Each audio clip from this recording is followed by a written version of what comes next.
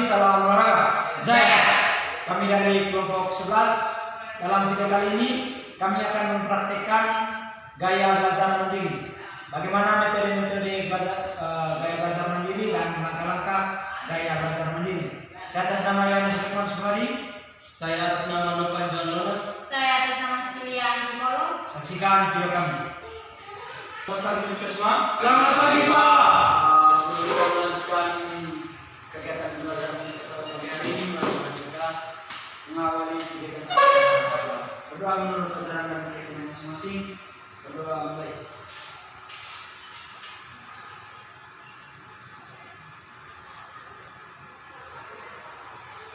Berdoa selesai. Bagaimana kabar kalian hari ini? Baik Pak. Baik. Baik. Jadi pada kesempatan kali ini kita akan membahas berkaitan dengan komponen latihan fisik. Nah, berbicara mengenai latihan fisik, fisik ini berbicara tentang kesehatan, kebugaran, kelenturan dan juga keseimbangan yang ada pada tubuh teman-teman. Jadi komponen fisik ini dia berbicara tentang bagaimana sih tubuh teman-teman merespon ketika adanya suatu aktivitas, contoh olahraga atau pekerjaan-pekerjaan berat lainnya seperti teman-teman mengikuti proyek begitu. Oke, di sini karena kita belajar mandiri, teman-teman nanti diusahakan untuk membahas 4 poin penting yang ada di dalam. Jadi teman-teman akan dibagi dalam 2 kelompok, kelompok 1, kelompok 2.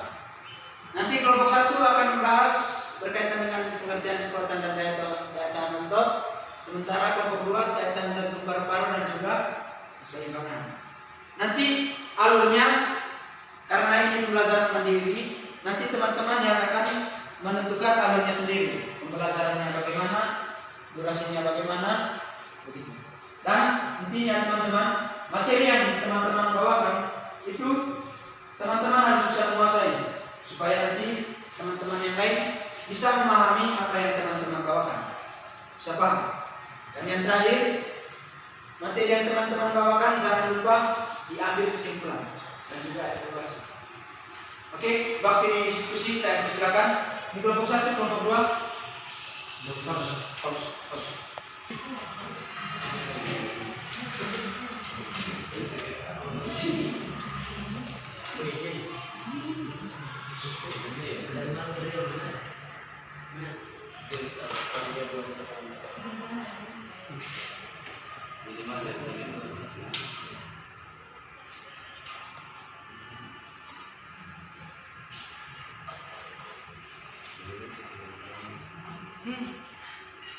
Satu poin sama.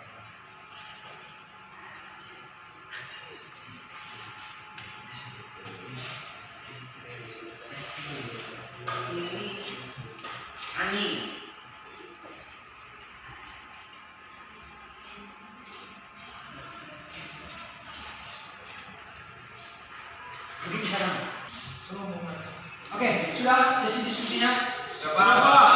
Oke, untuk kelompok 1 saya persilakan hasil dari diskusinya. Silakan. Oke, di sini materi yang baru daya tahan jantung dan paru-paru dan keseimbangan. Nah, di sini saya akan menjelaskan tentang daya tahan jantung dan paru-paru. Daya tahan jantung dan paru-paru mengacu pada kemampuan tubuh untuk menyediakan oksigen, otot dan jaringan selama berbagai aktivitas fisik. Ini melibatkan kerjasama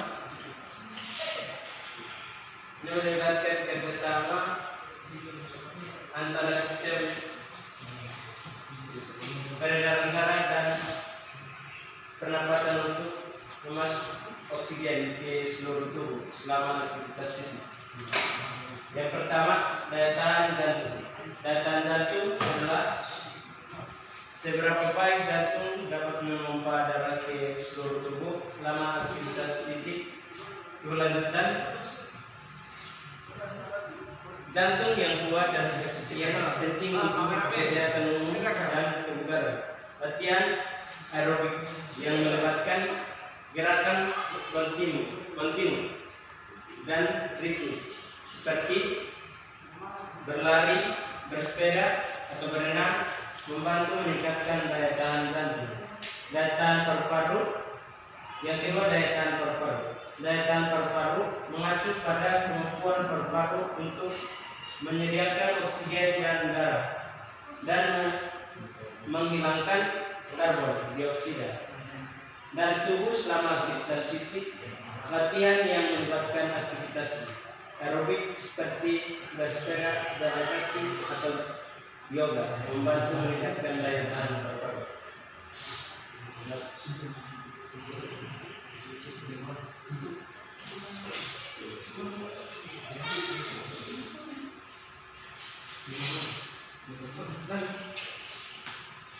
Oke baik, di sini kita akan disebutkan terkait dengan materi yang tadi Pak sudah bagikan. Di sini ada kekuatan daya tahan jantung, paru-paru dan keseimbangan. Di sini saya akan menunjukkan. Jadi mengenai kekuatan daya tahan jantung, paru-paru dan keseimbangan menunjukkan bahwa ketiga aspek ini saling berhubungan dan penting untuk kesehatan fisik secara keseluruhan. Jadi daya tahan jantung, kekuatan jantung yang baik meningkatkan sirkulasi darah, mendukung aktivitas fisik yang lebih lama tanpa kelelahan. Terus yang kedua, paru-paru. Fungsi paru-paru yang optimal memungkinkan pertukaran oksigen yang lebih baik, meningkatkan keadilan dan performa fisik. Terus keseimbangan, kemampuan keseimbangan yang baik untuk mencegah cedera dan meningkatkan koordinasi tubuh dalam berbagai aktivitas. Jadi ketiga faktor ini dapat ditingkatkan melalui latihan teratur seperti aerobik untuk daya tahan, latihan pernapasan untuk kesehatan paru-paru dan latihan keseimbangan untuk stabilitas. Dengan demikian pengembangan ketiga ini sangat penting untuk mencapai kondisi fisik yang prima. Oke, nah, Sudah. Oke, tepuk tangan untuk kelompok 1. Yang baik. Selanjutnya kesempatan saya berikan untuk kelompok 2 untuk menyampaikan materi dan diskusi. Terima kasih. Kami dari kelompok 2 dipresentasikan hasil diskusi kami tentang pengertian kekuatan dan daya tahan otot. Nah, di sini kekuatan merupakan salah satu komponen yang sangat penting dalam kehidupan manusia, seperti kesehatan tubuh dan kemampuan untuk berpartisipasi dalam aktivitas fisik dan olahraga. Kekuatan juga dapat diartikan sebagai kemampuan otot untuk menghasilkan tegangan maksimal dalam sekali usaha. Yang kedua, daya tahan otot. Daya tahan otot ini mengacu pada berkontraksi secara berulang dan mempertahankan selama periode tertentu. Daya tahan otot juga adalah kemampuan otot untuk bekerja dalam jangka waktu yang lama tanpa kelelahan. Dan di sini kesimpulannya dari kedua materi yang sudah dibagikan yaitu dua kemampuan penting yang dimiliki tubuh untuk bergerak, mengangkat barang, dan melakukan aktivitas sehari-hari. Yang pertama itu kekuatan otot. Kekuatan otot merupakan daya penggerak, pencegah cedera, dan berperan dalam kehidupan fisik lainnya. Yang kedua, daya tahan otot.